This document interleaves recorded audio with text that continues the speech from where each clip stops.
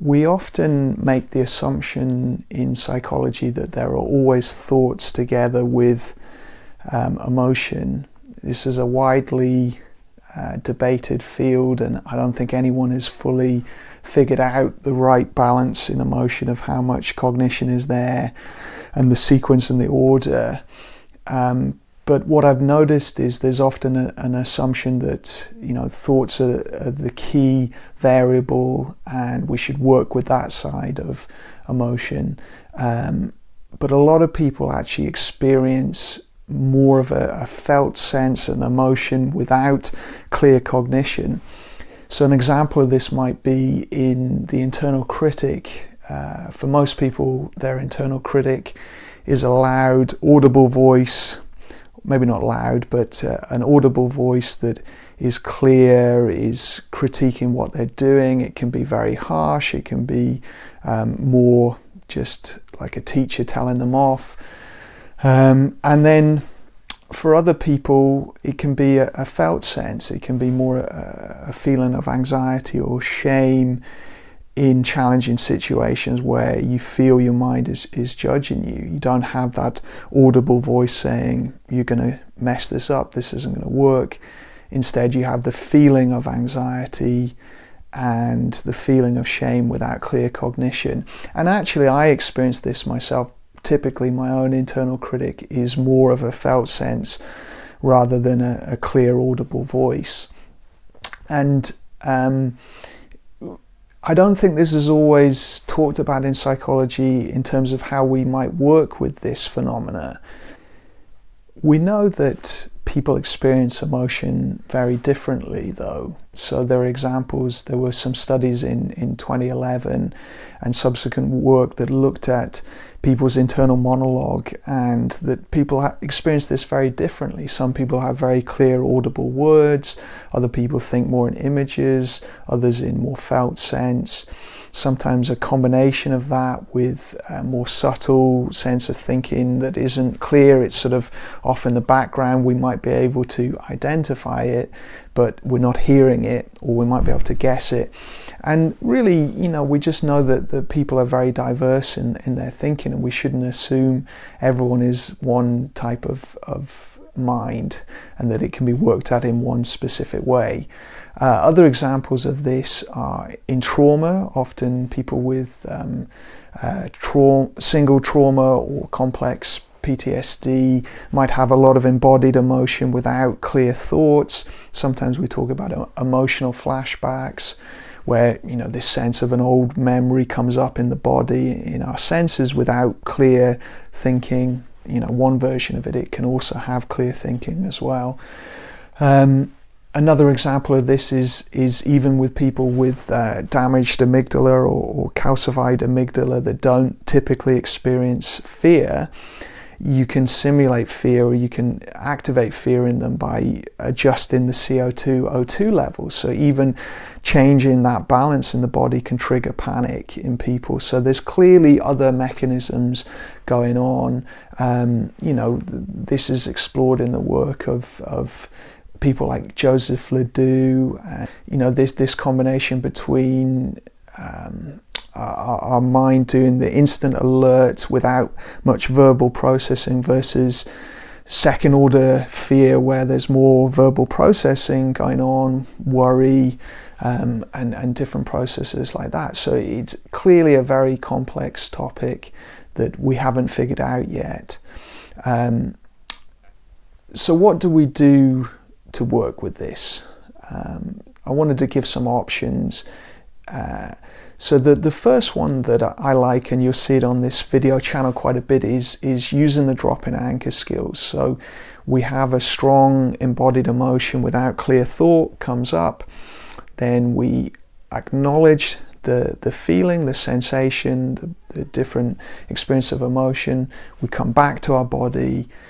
push our feet into the ground, straighten up our spine, use our breath if it's helpful, get active, get moving, get in control of your body, and then engage in the world around you and what you're doing right now. So that for me is a tool from Russ Harrison. It's one of the most useful tools, and we can actually just move straight into the body if we're struggling to use our words to name things. We can start with the body, connect with the body, and then once our verbal processing is back online, we can name, observe and describe what we're experiencing.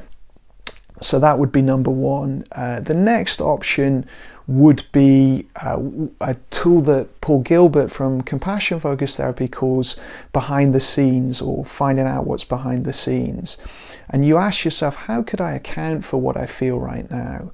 So you feel this strong sense of embodied emotion, and you just inquire into it. How could I account for this right now? Does this seem to intuitively map onto things in my life, things ahead, things that have happened?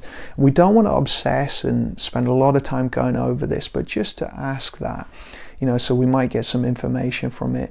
If we get a clear thought, so we have a sense of anxiety, for example, we don't know what it's about, we say, how could I account for this? We get a sense of there's something important about to happen in the future that we're anxious about. Then we can start to use acceptance and commitment diffusion techniques with the thought there. So we can say, okay, I notice that I am worrying about this event, or here is worry, or my mind is worrying about the future. So we can notice and name it, or we can just acknowledge it and focus. Also with behind the scenes thinking, we can work out if there's any useful information. Is it telling us any change we want to make in our life, anything that's important, anything about relationships or our values or the direction we're going in life? So that would be number two. Number three is bringing in compassionate tools at that point, particularly compassionate self-talk. So we feel the embodied emotion, maybe think about shame this time. We're in a social environment and we feel a sense of shame.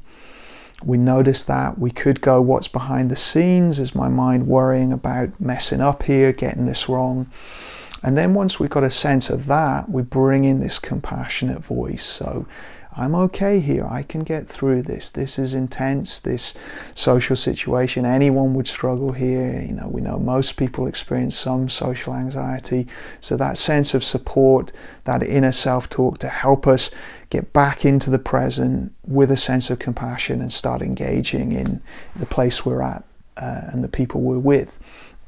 So compassionate self-talk, simplest tool. What would I say to a good friend feeling this embodied sense of emotion at this time?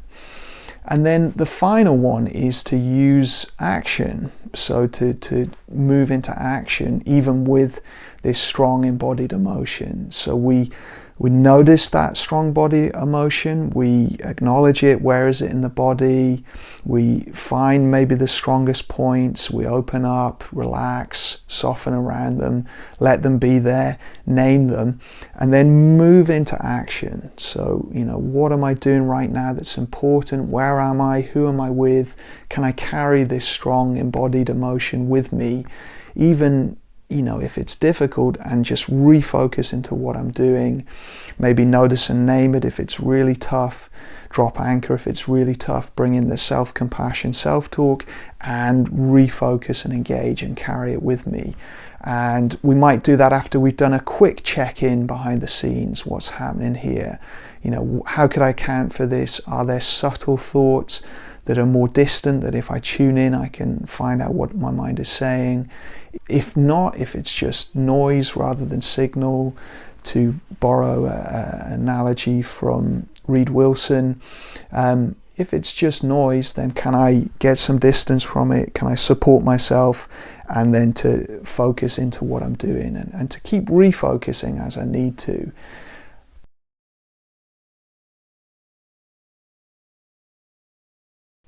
So we have some options there. We can just drop anchor to get us back.